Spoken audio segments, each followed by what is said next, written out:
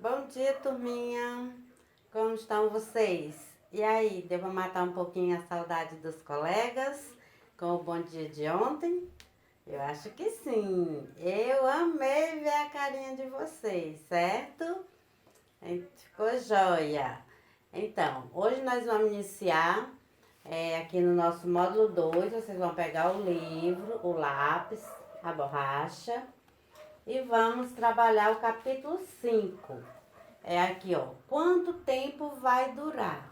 Por que falar de tempo? Porque vamos estudar um pouco sobre medidas de tempo. Olha aqui a imagem.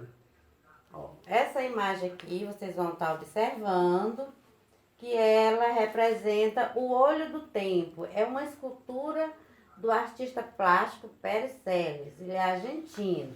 Aí passa aí a folha. A gente vai ver um pouquinho aqui a história do relógio de sol.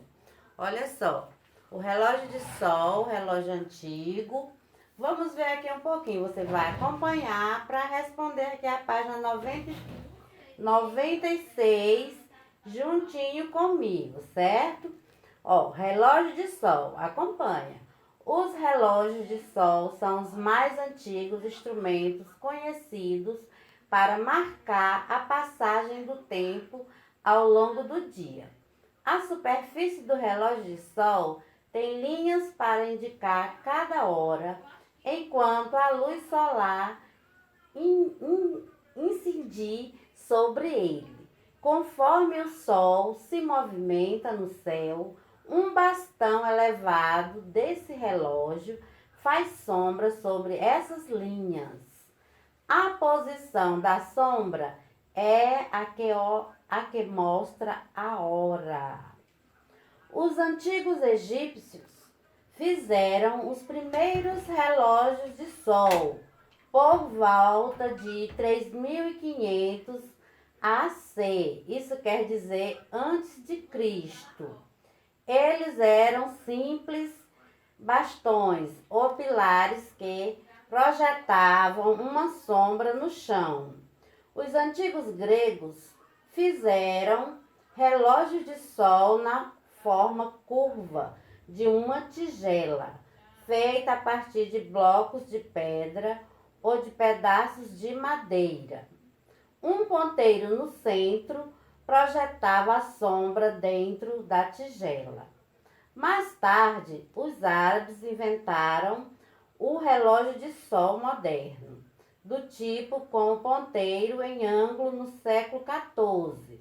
Relógio mecânico começaram a substituir os relógios de sol. Então, isso aqui é um texto, né? Nós estamos estudando há pouco tempo a história desse relógio antigo.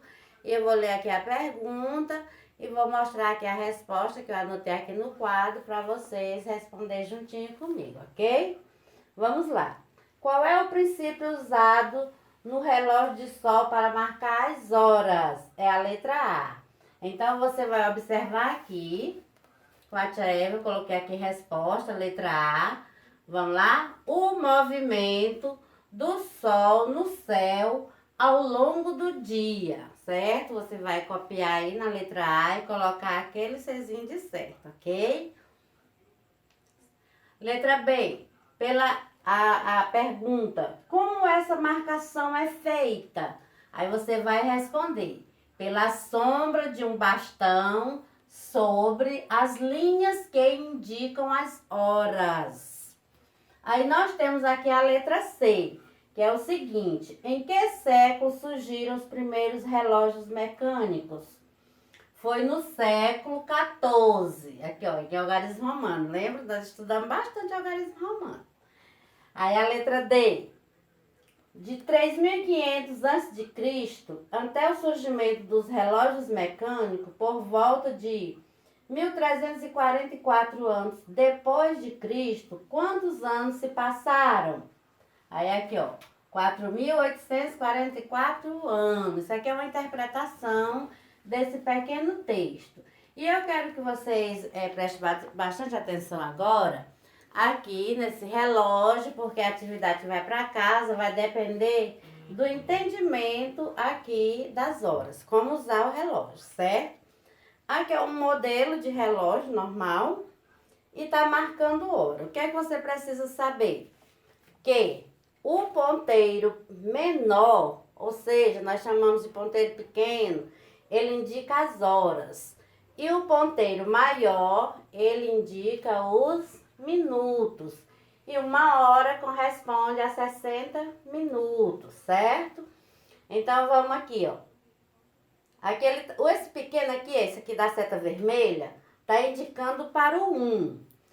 E o azul, que é a seta maior, que é os minutos, está indicando para o 11. Vamos ler que hora é essa? Tem duas formas de você identificar essa hora. Faltam 5 minutos para 1 hora ou 12 horas e 55 minutos. Por quê? Porque a distância de um número para o outro corresponde a 5 minutos. Então, aqui, ó, só falta 5 minutos para 1 hora, certo? E aí você vai estar analisando, se você quiser ver outra hora. Se o ponteiro vermelho estivesse bem aqui no 3 e o grande bem aqui no 12, seria que horas? 3 horas.